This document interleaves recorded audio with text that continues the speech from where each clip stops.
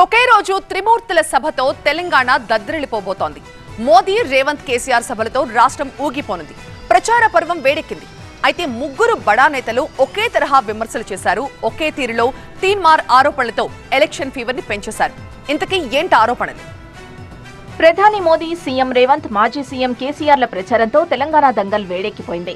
ముగ్గురు నేతలు ఒకళ్లపై మరొకళ్లు ఆరోపణలు గుప్పించుకున్నారు. బీఆర్ఎస్ తో కాంగ్రెస్ దోస్తీ చేస్తోందని మోదీ ఆరోపిస్తే, మోదీ, కేసీఆర్ ఒకటేనంటూ రేవంత్ ఆరోపణలు గుప్పించారు.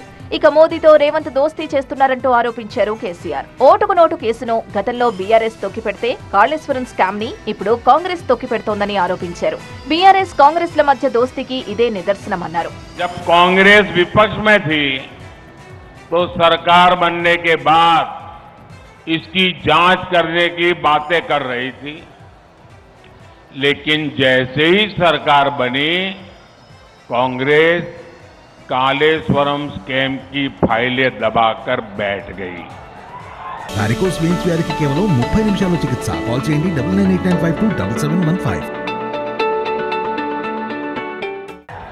और जब बीआरएस सत्ता में थी तब उन्होंने कैश फॉर वोट కాదు కేసీఆర్ తో మోదీకే దోస్తీ ఉందంటున్నారు సీఎం రేవంత్. నామాకు కేంద్ర పదవి, 5 చోట్ల డమ్మీ అభ్యర్థుల్ని బీఆర్ఎస్ నిలబెట్టడమే ఇందుకు ఉదాహరణ అని ఆరోపిస్తున్నారు రేవంత్. తెలంగాణలో ఆయన 12 సీట్లు ఇస్తే సంకీర్ణ ప్రభుత్వంలో చేరి నామ నాగేశ్వరరావుని మంత్రిని చేస్తాడంట. బీజేపీ, బీఆర్ఎస్ చీకటి ఒప్పందం జరిగింది.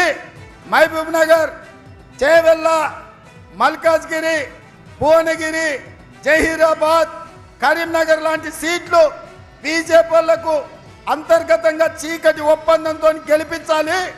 మెదక్ లాంటి సీట్లల్లో బీజేపీలు బీఆర్ఎస్ను గెలిపించాలి, కాంగ్రెస్ ఓడించాలి అని కుట్ర చేస్తున్నారు.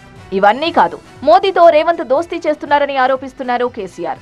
ఆర్ఆర్ ట్యాక్స్ అంటున్న మోదీ రేవంత్ పై ఎందుకు రైట్స్ చేయించారని ప్రశ్నిస్తున్నారు.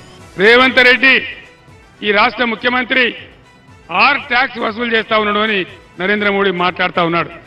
అది నిజమే అయితే మీరిద్దరు మిలాఖత్ కాకపోతే మరి వెంటనే ముఖ్యమంత్రి మీద ఎంక్వైరీకి ఆదేశం చేయి, వెంటనే ఈడీని దించు.